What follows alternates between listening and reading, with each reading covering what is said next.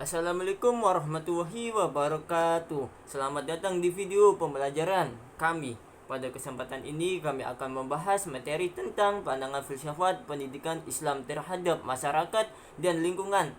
Ayo kita simak video kali ini tentang pembahasan filsafat. Yang pertama, pandangan filsafat pendidikan Islam terhadap masyarakat. Filsafat pendidikan Islam memandang bahwa masyarakat bukan sekedar kumpulan individu, tetapi sebagai kesatuan yang saling terikat oleh nilai budaya, agama, dan tujuan hidup yang sama. Dalam Islam, masyarakat disebut ummah. Masyarakat Islam ideal dibangun berdasarkan prinsip amar ma'ruf nahi munkar seperti yang dijelaskan dalam surat Al-Imran ayat 104. Selain itu, masyarakat juga dianggap sebagai penjaga amanah dan saksi kebenaran atas konsep hidup Islam.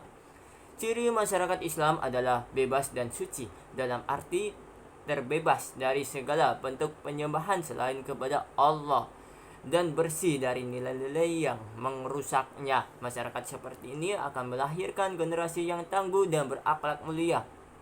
Dalam konteks pendidikan, masyarakat menjadi mitra penting. Pendidikan tidak bisa berjalan tanpa dukungan masyarakat, karena dari sanalah siswa belajar berinteraksi dan menanamkan nilai-nilai kehidupan. Jadi masyarakat dan pendidikan Islam saling terkait dan saling memperkuat. Selanjutnya akan dilanjut oleh teman saya. Selanjutnya, pandangan filsafat pendidikan Islam terhadap lingkungan. Selain masyarakat, filsafat pendidikan Islam juga memberi perhatian serius terhadap lingkungan.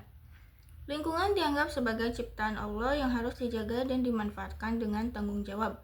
Manusia sebagai khalifah di bumi tidak hanya diberi hak atas alam, tapi juga kewajiban untuk melestarikannya.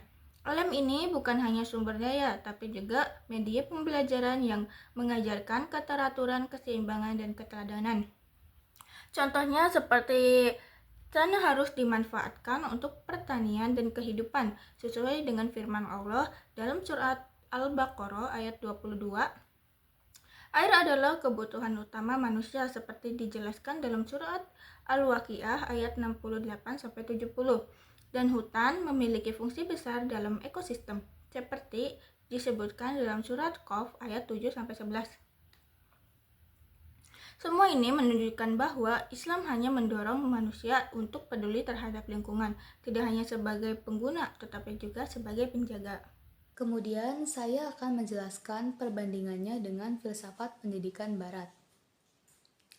Kalau kita bandingkan dengan filsafat pendidikan Barat, terlihat perbedaan yang sangat mendasar.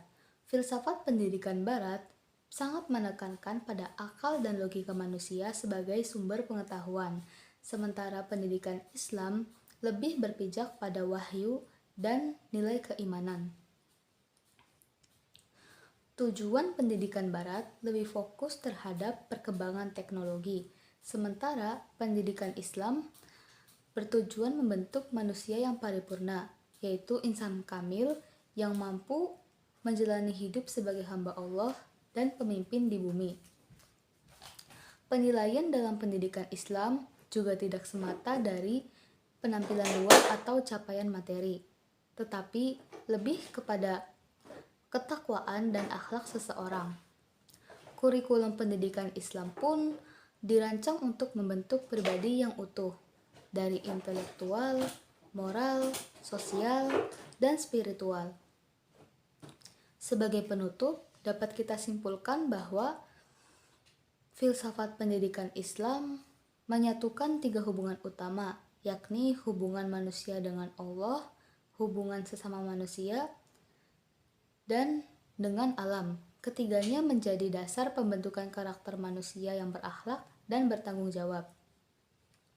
Demikianlah video pembelajaran kami mengenai filsafat pendidikan Islam terhadap masyarakat dan lingkungan. Semoga bermanfaat bagi kita semua. Terima kasih yang sudah menyimak. Wassalamualaikum warahmatullahi wabarakatuh.